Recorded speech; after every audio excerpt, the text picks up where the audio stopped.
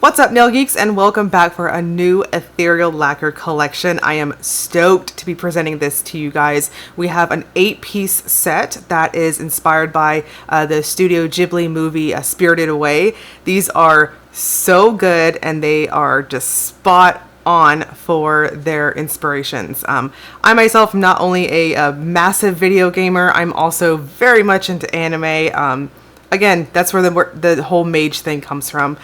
Big time nerd here. So we have lots of versatilities with this collection. A lot of these can be used for toppers. I do have 3 of them that I considered the more sheer or sheerest of the collection. So I showed them to you guys over several creams. So I'm going to start adding that into the channel so we can see more and more versatility, and hopefully I can be super helpful for you guys. So without further ado, let's dive right into the swatches.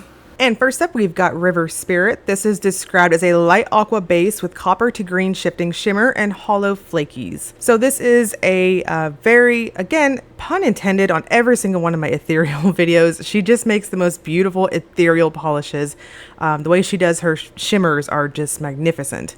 So for River Spirit, I'm going to suggest 2 coats for opacity. If you are rocking much longer nails than myself here, I would suggest maybe needing a 3rd coat, but this does have a strong squish factor to the formula. So I'm going to suggest going in lightly to prevent any over buildup and a good glossy top coat. And up next is Yubaba. This is a deep blurple base with pink to orange shifting shimmer and hollow flakes. Very true to the inspiration. I think all of these were nailed very, very well. Again, pun intended. This one has the most opaque formula in the collection, in my opinion. I think this built up very quickly at 2 coats.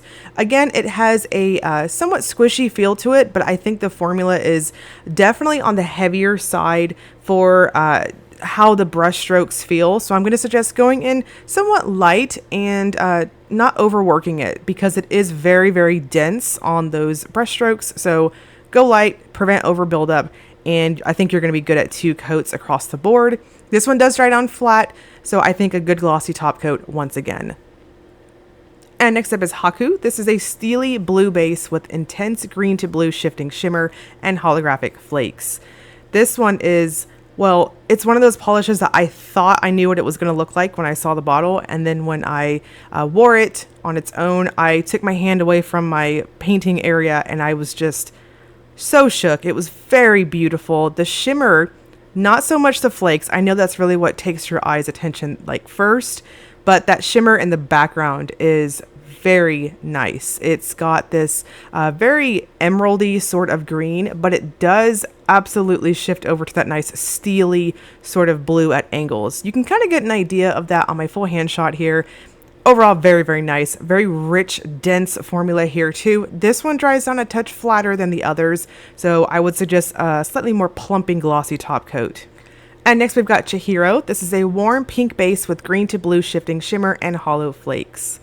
So the base to this one is what I would describe as really flirting with being a straight up nude, at least on myself. I felt like it complemented me very well, and if I had that base color just as a polish alone, a cream or a jelly, I would definitely say to me it would be a true nude on my skin tone. And just for the record, I'm very medium toned and very much on the golden undertone side. So this has a true jelly formula to it. I think 2 to 3 coats is perfect, but it also has that strong squish factor. So again, go in light and allow it to slowly build up and you'll be good to go. This is very strong on the shimmer factor. And again, we've got that nice holographic flaky bomb here and that wonderful green to blue shift that you can see on my swatch there. And next we've got Spirited Away. This is a clear base with a blue to purple to pink shifting shimmer.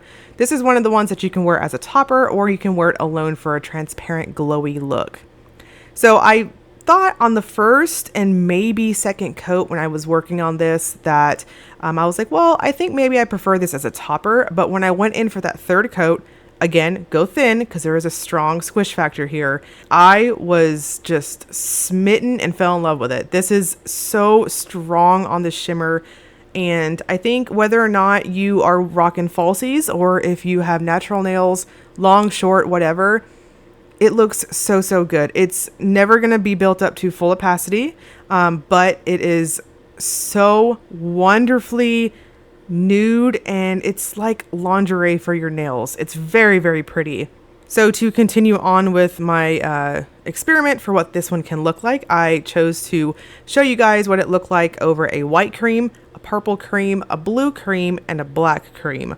So over white, it definitely gave off this very strong pearly sort of look, and it really pops in more subdued indoor dimmer sort of lighting. But in bright sunny sort of lighting, you'll definitely see dominantly this blue appearance here. Lovely as a topper. I think it kind of transformed everything. I went in for 2 coats as a topper just to really hammer home what that blue is going to look like and what it's going to do. I realized that it does give just the slightest bit of a almost slightly pale yellowish cast to the white.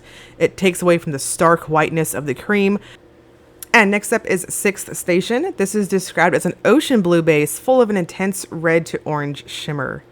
So this one was not listed as potentially being a topper, but as you can see from this first coat here, I had other ideas, and I figured, okay, well, you know, while we're here doing the topper comparisons, we can also do this one too. This is definitely sheer. It's on the lighter side for formula with that delicious squish factor. So again, go in light, allow it to slowly build up. I think it looked really cool at 2 coats if you're wanting more of a softer, subdued looking appearance, that nice jello looking effect. If you wanted to be real extra like myself, I prefer to wear it at 3 coats, as you're seeing here on my full hand shot. And I went in with a lighter glossy top coat just to not over build up, as again, strong squish happening here. So 6th Station as a topper. I think it's perfect over colored creams at 1 coat. If you're going to do it over a white cream, like on my pinky here, I would suggest going up to 2 coats. And you'll see here in a moment that the blue base will give a lovely baby blue tint to your white cream. You don't want to have that patchy look, as you can see on my pinky there. So going in for that 2nd coat, you can see how it transformed it.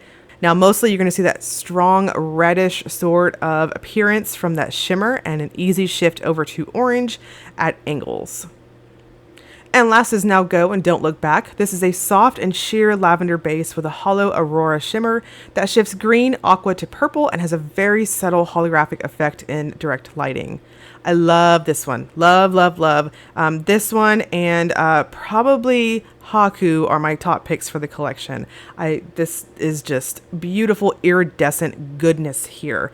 Indoor lights, you're going to see this very green appearance that you see on the video, and at angles we have a beautiful aqua and purple shift. It's lovely, and I think this is definitely playing up against me as a nude for the base, and it's just fantastic. I love this one to pieces. It reminds me of one of the shimmer mysteries for the In the Name of the Moon collection. I can't remember which one it was. I think it was Serenity. Somebody correct me if I'm wrong. I'm pretty sure I'm wrong, but it was a pinky sort of shimmer. And I don't know, there's just something about a pink shimmer that's just magical to me. And this is it. This is unicorn in a bottle, in my opinion. Now, because this is so packed full of shimmer, when you are using it as a topper, you're going to want to do the icing method. So beat it up against your cuticles and then drag it down. Be quick about it because it does dry down quickly. And that way you'll get the most type of coverage to cover up your cream. And you can see on my full hand shot here just how lovely that looks and very versatile.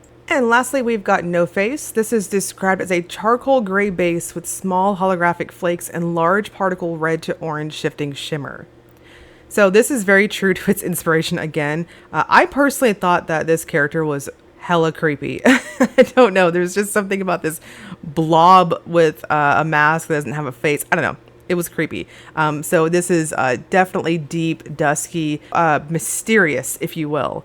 So this has a heavy formula to it. It is jam-packed full of those beautiful goodies here. So I'm going to suggest going in light. Do not overwork this one and let it slowly build up on its own. The red to orange shimmer here is so interesting to me. I'm really digging it. It's of the smaller size, but it sparkles strongly like little pieces of metal on your nails. It's really cool looking. I didn't have any problems for texture, but it does dry down very flat. So I would suggest a good glossy top coat. So I told you guys those are very, very pretty. So these are going to be dropping on pre-order starting April 21st through April 29th at 9 p.m. Eastern time. Each of these are going to be 13 a piece, and there is going to be mystery bags this time around. If you are new to Ethereal Lacquer, every once in a while, especially with these really big collections, she does these mystery bags that are kind of themed towards whatever the collection was. The one that comes to mind the most was her Sailor Moon sets. Those mystery bags were just chef's kiss, and we got mystery bags for this one too. They're going to be 2 mystery polishes per bag. So we've got shimmer, hollow, flake, and pearlescent. I'm not sure which one I want to grab the most, whether it's shimmer or pearlescent. I might get greedy and grab them both. These are limited to 1 bag per person, and they will be $25 for each of the individual bags. Now, this is a pre-order, so there is going to be a 25 business day turnaround for this. Give the team lots of time to work on them. So wonderful. It's like building the anticipation. I'm super stoked. So I will link you guys below to Ethereal Lacquer's Facebook group if you want to see additional swatches, all that good stuff, in addition to Ethereal Lacquer's website, so you can have that shop link ready to go for the pre-order in a couple of days. And let me know in the comment section. You guys have been so beautifully interactive with me, and I really, really appreciate it on my videos lately. And so chat with me. I so enjoy reading your comments. Let me know what you guys thought of this collection. Are you a Studio Ghibli fan like myself? And yeah, what are you gonna get? Are you skipping, or are you gonna be like me and just want to hoard all of the mystery bags possible? And yeah, so I will be looking forward to reading those. If you enjoyed the video, please like and subscribe. Thank you so much for watching.